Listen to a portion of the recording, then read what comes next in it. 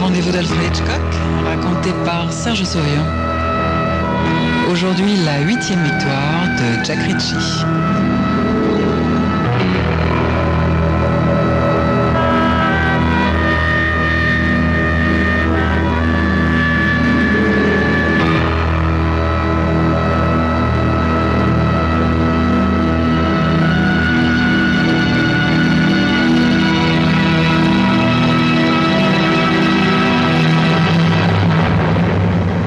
Je roule à plus de 150 à l'heure, mais sur cette grande route toute plate, c'est à peu près comme si je faisais du 90. L'adolescent aux cheveux roux assis à côté de moi écoute la radio. Il tourne le bouton à la fin du flash d'information, puis me lance, les yeux brillants. Jusqu'à présent, ils ont trouvé 7 de ces victimes. Oui, j'ai entendu. Je dis sans lever les yeux de la route. Puis je lâche le volant d'une main et je me masse un peu la nuque. Le gamin m'observe, un demi-sourire aux lèvres. Vous vous sentez nerveux, monsieur? Quelque chose qui va pas? Non, mon garçon, non. Pourquoi est-ce que je serais nerveux? Il me regarde, toujours souriant. Il paraît que la police a établi des barrages sur toutes les routes dans un rayon de 100 km autour d'Edmonton. Oui, ça, j'ai entendu aussi. Le gamin reste silencieux un court instant, puis me dit en gloussant, à mon avis, ce type, il est bien plus malin qu'eux. J'essaie de changer de conversation. Tu vas loin, mon garçon? Je lui demande, désignant le sac de sport qu'il tient sur ses genoux. Bon, j'en sais rien, je verrai bien. Petit, d'aspect plutôt frêle, il doit avoir dans les 17-18 ans, mais étant donné son visage d'enfant, il peut tout aussi bien en avoir 3 ou 4 de plus. Il s'essuie les mains sur son jean, puis revient à la charge. Vous vous êtes jamais demandé ce qui le poussait à faire ça, monsieur? Non. Je réponds, les yeux fixés sur la route. C'est peut-être un type qu'on a poussé à bout, hein? Qui sait, monsieur? Un type qui, toute sa vie, a eu quelqu'un derrière lui qui n'arrêtait pas de lui dire « Fais ceci, fais pas ceci, fais ça, fais pas ça ». Alors, il a explosé. Il y a une limite à tout, hein? On peut pas, toute sa vie, tout supporter. Quand on n'en peut plus, il faut bien que ça craque quelque part, pas vrai, monsieur? Eh, monsieur, pourquoi vous ralentissez? Plus d'essence, mon garçon. C'est la première station-service que je vois depuis 50 km. Si j'en prends pas ici, je risque de me retrouver en panne sous peu. Les pompes à essence, c'est pas leur truc dans le coin. Je m'engage dans la contre-allée et je m'arrête près des 3 pompes d'un modèle vétuste. Un vieil homme en salopette s'approche. Le plein, s'il vous plaît. Super. Et vérifiez l'huile. Mon jeune compagnon examine la station-service. C'est une petite bâtisse complètement isolée au milieu d'un océan de champs de blé. Les vitres de la baraque sont grises de poussière et c'est tout juste si on peut distinguer le téléphone mural qui se trouve à l'intérieur. Oh, il en met du temps, le vieux, dit mon voisin en remuant sur son siège. Ah, j'aime pas attendre alors. Il regarde le vieil homme soulever le capot pour vérifier le niveau d'huile. Mais qu'est-ce qu'on peut espérer de la vie à son âge? Hein, monsieur? À mon avis, il vaudrait mieux qu'il soit mort. Je le regarde un instant, puis j'allume une cigarette. Il serait certainement pas d'accord avec toi, mon garçon. Le regard du genou se promène de nouveau sur la station-service et il me glisse avec un sourire en coin. Vous avez vu, monsieur? Il y a un téléphone. Vous n'avez pas un coup de fil à passer par hasard? Non, mon garçon. J'ai pas de coup de fil à passer. Le vieil homme ferme le capot, prend le billet et repart vers sa cabane. Lorsqu'il revient avec la monnaie, mon jeune compagnon se penche à la portière.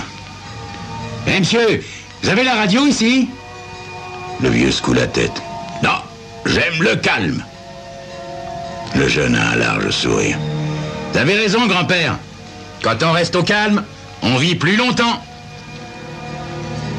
Je tourne la clé de contact et redémarre. Je vois rapidement l'aiguille monter jusqu'à 150. Mon jeune compagnon reste silencieux un moment, puis il revient à son sujet préféré. Eh, monsieur, faut quand même pas avoir les foies pour tuer 7 personnes. Vous trouvez pas? Comme je ne réponds pas, il me pose une autre question. Eh, monsieur, vous avez déjà tenu un revolver dans votre main? Et je pense que ça peut arriver à n'importe qui un jour ou l'autre, mon garçon. Son sourire devient tout à coup, comment dire, félin. Et vous avez déjà braqué votre pétard sur quelqu'un, monsieur? Je le regarde un instant. Jamais encore ses yeux n'ont brillé de cette façon. Oh, est-ce que c'est bon, monsieur, de sentir que les gens ont peur de vous? Dans ces moments-là, on se fiche bien d'être grand ou petit, jeune ou vieux. On se sent même le plus grand de tous. Mais quand même, hein, faut avoir l'estomac drôlement accroché pour arriver à tuer quelqu'un. Ça, la plupart des gens, ils le savent pas, hein, monsieur. Dites, une des victimes, c'était un enfant de 5 ans. Qu'est-ce que vous en pensez? Moi, je pense qu'il a pu le tuer par accident, sans le vouloir. C'est possible, hein, monsieur? Je secoue la tête. Personne ne pourra jamais avaler ça. Personne. L'espace d'un instant, l'assurance de son regard vacille.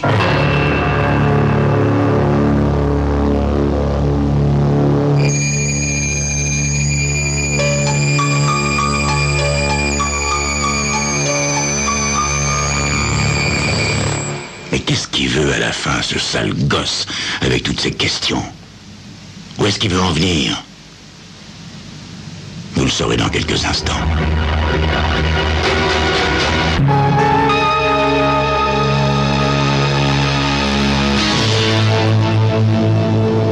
Le silence règne à nouveau plusieurs minutes, installant une sorte de léger malaise. Je sors mon paquet de cigarettes, je tire de longues bouffées, alors que ses pensées semblent se perdre, embrouillées dans le nuage de fumée. Quand j'écrase mon mégot dans le cendrier, il me demande, tout en continuant à regarder la route, « À votre avis, monsieur, pourquoi est-ce qu'il a tué cet enfant ?» Je remarque que mon questionneur gigote sur son siège, que ses mains s'agitent nerveusement. Ça, c'est difficile à dire, mon garçon. Ce type a tué une personne, puis 2, puis une autre encore. Peut-être est-ce que c'est devenu pour lui une sorte de geste automatique, tu vois, et peut-être qu'aussi, à la longue, ça lui fait plus ni chaud ni froid. Ça lui fait plus rien. Il n'y a plus aucune différence entre un homme, une femme, un enfant. J'imagine que pour lui, tuer est plus important que de savoir qui il tue. Ouais, c'est vrai, monsieur, ce que vous dites, c'est pas idiot. Le goût du meurtre, ça peut s'attraper, hein. Et ça doit même être facile. On élimine tout ce qui vous gêne. Le plus dur, c'est sûrement le premier. Après, ça doit aller tout seul. 1, 2, 3. Au 5e, c'est carrément la routine. Ça vous impressionne même plus. Je dirais même qu'on doit y prendre un certain plaisir, hein, monsieur? Un plaisir grandissant à chaque fois qu'on tire.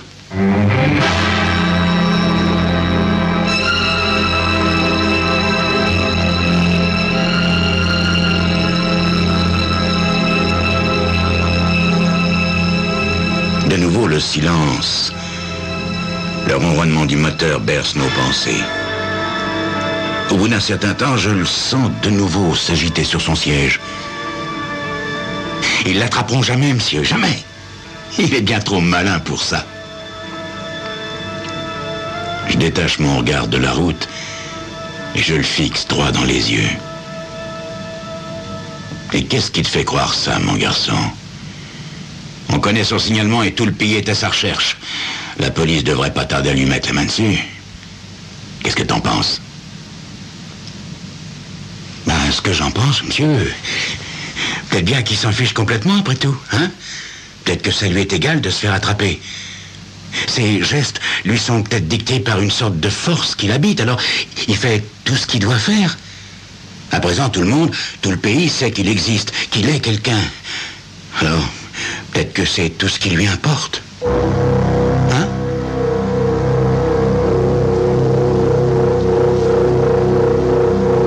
kilomètres environ, le gosse ne dit plus rien. Puis il se remet à s'agiter nerveusement et il me demande « Monsieur, au fait, c'est à la radio que vous avez entendu donner son signalement ?» Oui, c'est ça, mon garçon, c'est à la radio. Ils l'ont donné presque tous les jours de la semaine dernière. Plus personne ne peut l'ignorer maintenant. Le gamin me considère avec curiosité, puis redresse légèrement sa frêle carcasse. Et malgré ça, vous avez pas eu peur de me prendre en stop? Ben non, mon garçon. La preuve, c'est que t'es là. De nouveau, il a son sourire insolent et satisfait. Ah, monsieur, j'ai vraiment l'impression que vous avez des nerfs d'acier. Oh non. Pas du tout, mon garçon. Pas du tout. Quand je ne crains rien, je m'inquiète pas, et quand j'ai lieu d'avoir peur, je me débrouille avec mon système nerveux. C'est tout simple, tu vois. Le gamin garde son regard fixé sur moi. Mais pourtant, monsieur, vous avez bien dû le remarquer. Regardez-moi bien. Je corresponds tout à fait au signalement. Vous trouvez pas?